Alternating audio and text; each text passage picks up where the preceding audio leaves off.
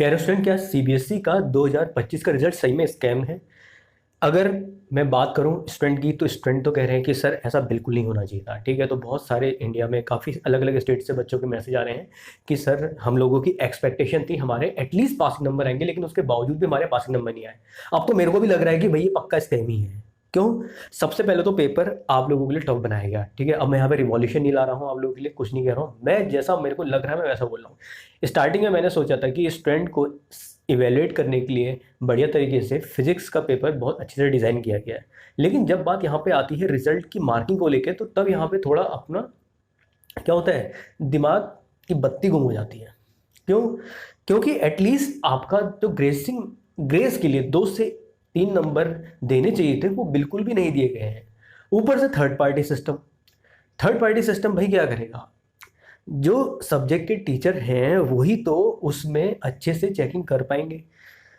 अब बात आती है, चलो कॉपी चेक हो गई थर्ड पार्टी सिस्टम के द्वारा, लेकिन अगर स्टूडेंट रिवैल्यूएट करना चाहता है उसके लिए एक्स्ट्रा पैसे 700 800, तो स्टूडेंट तो भैया इतने पैसे कहाँ से रहेगा? साफ सी बात है, हर किसी की फाइनेंशियल कंडीशन एक जैसी नहीं होती है। ठीक है, तो अगर मैं कहूँ तो ये चीज़ बिल्कुल भी नहीं होनी चाहिए एजुकेशन में। मेरा तो मानना ये है कि आपका जो वैल्यूएशन है, जो आपका वैल्यूएशन की जो आपकी फ़ीस है, उसको ज़ीरो कर देना चाहिए। अगर आप चाहें तो ये चीज़ हो सकती है। आप लोगों को रेगुलर बेसिस में अगर हो पाए तो सीबीएसई के पैनल को मेल करिए कि सर हमारे पासिंग नंबर आने चाहिए थे बट नहीं आए।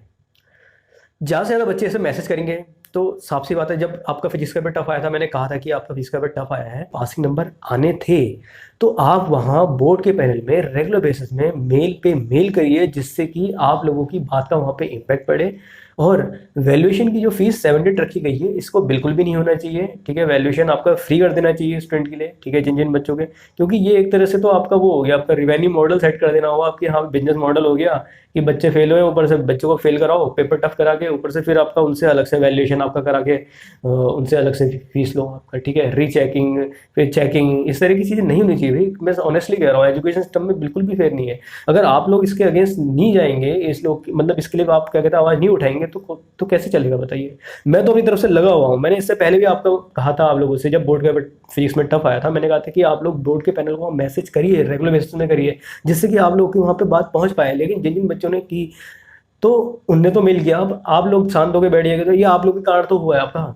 ठीक है, इतने जो आपका बच्चे यहाँ पे थर्ड पार्टी सिस्टम के थ्रू आपका जो ये मार्किंग स्कीम एकदम बहुत बेकार की गई है। अगर आप लोग स्ट्रिक्ट होंगे, देखिए स्टूडेंट का जागना बहुत जरूरी है, कहाँ पे उनके साथ आपका चीट किया जा रहा है, कहाँ पे उनको फेयर चीज़ मिल रही है, ये पहचानना बहुत जरूरी है। अगर आप लोगों ने अभी नहीं पहचाना तो आपका एजुकेशन सिस्टम स्पॉइल्ड हो चुका है, ऑलरेडी हो चुका है। मैं नहीं चाहता हूँ कि अगर आप लोग स्टेप लेंगे, आप लोगों को पहला स्टेप लेना है।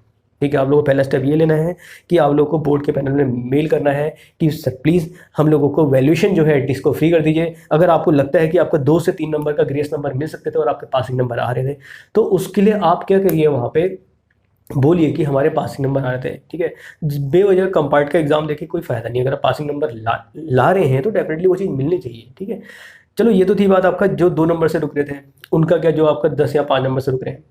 देखिए उनके लिए कंपार्ट का एग्जाम तो मैंडेटरी है, ये बात तो मैं कहूँगा आपको। ठीक है, फिजिक्स और मैथ्स में हर बार की तरह इस बार बहुत अच्छा रिजल्ट गया है।